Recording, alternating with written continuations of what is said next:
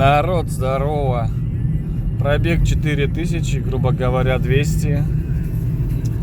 Сегодня ездил к дилеру. Короче, стук такой с водительской стороны такой